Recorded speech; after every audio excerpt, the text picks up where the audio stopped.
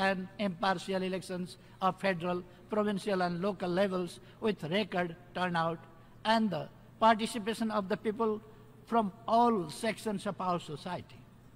Most importantly, the elections brought 41% of women into elected bodies. We remain committed to bridging the gap of the remaining 9%.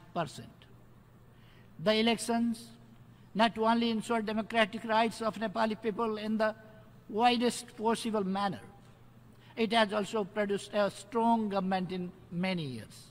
The government that I head has over 3/4 support of the parliament. Governments in the provinces also enjoy strong majority support. We have achieved much needed political stability through these landmark elections. With these historic achievements, we have laid the foundation towards creating an egalitarian and just society where all citizens are treated equally and receive equal protection and opportunities. Social justice remains at the center of our polity. The United Nations and the international community supported our peace process, for which we are grateful. Nepal case is a unique example of peaceful and democratic transformation. It is a telling testimony that dialogue triumphs the differences and ballot triumphs the bullets. We believe that what Nepal has achieved in conflict transformation can be an inspiring success story for many people longing for peace in different parts of the world. We are willing to share our experiences and provide our insights. With hard lessons learned in the arduous journey of democratic transition, we have now emerged as a confident nation, capable of sustaining political gains and undertaking a course of economic transformation. Cognizant of the need for accelerating the process of development, my government has set a vision for prosperous Nepal and happy Nepali. We will realize this vision with the right mix of prudent utilization of natural resources and the optimal mobilization and management of human resources that we are endowed with. We count on continued goodwill, support, and cooperation from the international community in our development endeavors. Our foreign policy guides us to maintain amity with all and enmity with none. It has shaped our independent outlook on global issues which we consider on merit basis. We believe that regional and global efforts complement our national development efforts. In line with our foreign policy priority to regional cooperation, we have recently hosted the 4th summit meeting of BIMSTEC. We would like to see a revitalized SAARC as an important regional organization. Excellencies, the world today is at an important juncture with a unique juxtaposition of perils and promises. Challenges ranging from poverty, terrorism, climate change, food insecurity, forced displacement, and natural disasters to arms race continue to confront the global community. Intrastate conflicts have taken heavy tolls on millions of lives. For the first time in decades, world hunger is rising after a prolonged decline. In many regions, peace remains obscure. Inequality within nations as well as among them is increasing. Countries have failed to adopt sustainable production and consumption patterns. In this context, the theme of the general debate, making the United Nations relevant to all people, global leadership and shared responsibilities for peaceful, equitable, and sustainable societies resonates well the need of our time. Mr. President, Nepal supports the 7 priority areas that Madam President eloquently outlined in her inaugural address to this Assembly earlier this week. I hope the current session will seriously deliberate on these priority areas with seriousness and urgency that deserve. Here lies our political will and determination.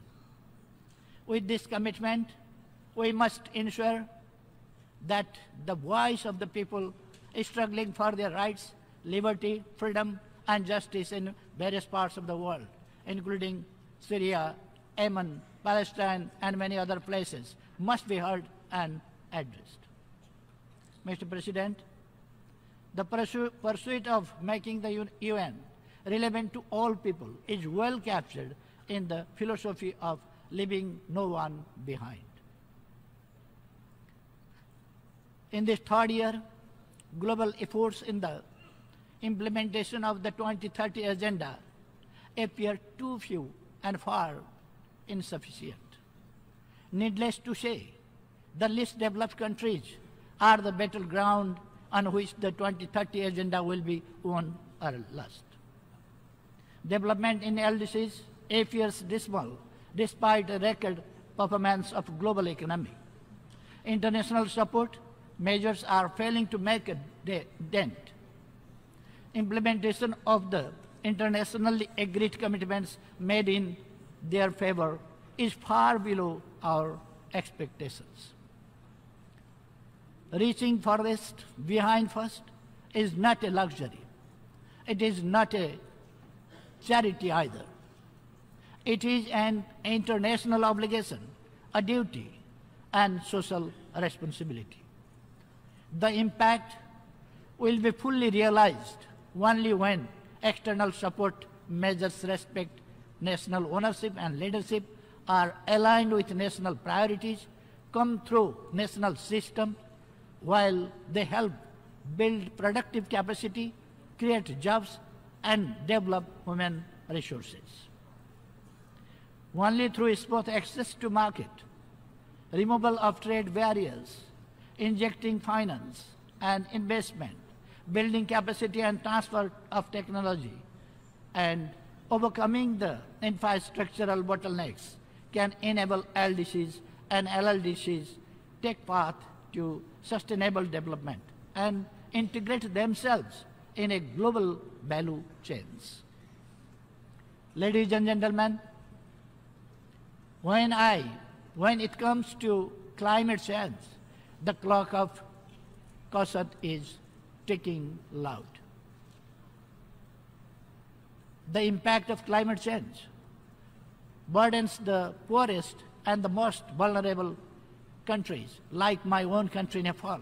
Despite their negligible emission, we cannot remain a bystander when snow-clad mountains, known as water towers of the world, are receding and glaciers are retreating. Erratic weather patterns causing floods and inundation in the plains. It is an unpleasant irony that we have been victim of the catastrophes that we did not contribute for its casualty. The impacts of climate change on mountain and small island countries have been felt as existential threat. The loss of lives, properties, and biodiversity and increasing phenomenon of climate change are becoming untenable. A matching and robust response is required. We cannot evade from the responsibility, nor will there be any excuse for inaction. We must act decisively in ensuring climate justice and respect the principle of common but differentiated responsibilities and respective capabilities. To make this happen, international cooperation and collaboration for adoption and mitigation is sine qua non. The Paris Agreement must be implemented in its entirety and good faith. Mr. President, the health and well-being of our children and youths is an investment for future. Delivering quality education, imparting skills, and spurring innovation can make a virtuous composite to enable youths to be relevant and be able to contribute to society and nation building. We must support for full development of their potentials, their creativity, and energy to flourish. Inculcating entrepreneurial spirit and creating decent job opportunities for the youth can fuel economic development and help positively transform our societies. At the same time, we must also inculcate them with the civil and moral values so that they become a force for harmony and tolerance in society. Mr. President, the frontiers of technologies are ever expanding, and they have been major driving force for social transformation. But the digital dividend is unevenly distributed, while the digital divide is widening. Technology has been a powerful agent of change and transformation. At the same time, technological revolution is disruptive. The developing countries, especially LDCs, are struggling to cope with the new modes of production and consumption. We must create an environment to ensure easy access to affordable technology and free the barriers for their transfer. This will provide a level playing field to all countries to benefit and propel economic growth through new technologies. Excellencies, this year the UN has taken boldest of the reform initiatives in decades. The cross-pillar restructuring of the organization gives us an important opportunity to strengthen its development pillar and prove its efficiency in delivery. We believe that the repositioned UN development system will better deliver on 2030 agenda. To ensure a second system, learning the new methods by a new generation of country teams is important. But more than that, on learning the old habits that implored us to undertake this reform is equally important. What matters also is the reform, is the transformation of the culture. The new culture must have accountability, transparency, and national ownership at its core. Nepal welcomes the reforms undertaken in peace and security architecture, as well as management of the organization. UN should reflect the mosaics of its memberships and achieve greater efficiency and effectiveness. The Security Council reform is long overdue. Any reform must reflect the current realities and ensure justice to historically underrepresented and developing countries. Ladies and gentlemen, Nepal reaffirms its principled stand for a general and complete disarmament of all weapons of mass destruction. In this context, we welcome the recent efforts made by the United States and two Koreas towards denuclearization and peace and stability of the Korean Peninsula. Nepal welcomes the Secretary General's agenda for disarmament with a hope of renewed impetus to disarmament. Nepal commends the beginning of deliberations under the Kathmandu process for developing innovative confidence-building measures in the Asia-Pacific region. No region is immune from the menace of terrorism. Nepal strongly condemns all acts of terrorism committed by whomsoever and for whatever purposes. Nepal calls for an early conclusion of a comprehensive convention against terrorism. Mr. President, never has been the issue of human mobility so prominent in the agenda of the United Nations. Nepal looks forward to the December conference for the formal adoption of the Global Compact for safe, orderly, and regular migration. Ensuring human rights and well-being of all migrant workers remain our priority. Nepal believes that the compact will serve this purpose and make migration work for all. Nepal has hosted thousands of refugees for decades on a humanitarian ground. The international community must uphold the refugees' right to return to their homeland safely and with full dignity. Mr. President, the complexities and intractability of global conflict render the current thrust on conflict prevention even more important. Mediation and underutilized tool can be applicable in all phases of the conflict continuum. Nepal recently marked the 6th decades of partnership for peace with the UN. Nepal has responded to every call, even at the shortest notice and without national caveats. Nepal welcomes the Secretary General's initiative of action for peacekeeping and has endorsed the Declaration on Peacekeeping Operations.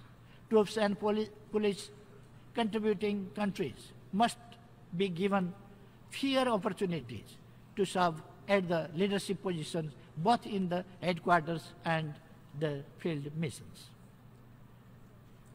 A sustained partnership for capacity building of peacekeepers and providing for their safety and security can enhance performance of peace operations. Nepal condemns attacks on peacekeepers. Ending the indignity of sexual exploitation and abuse is a must. Nonetheless, peace missions alone cannot substitute the homegrown preventive as well as conflict resolution measures. Our own experience tells that peacekeeping cannot do what the politically negotiated settlements can.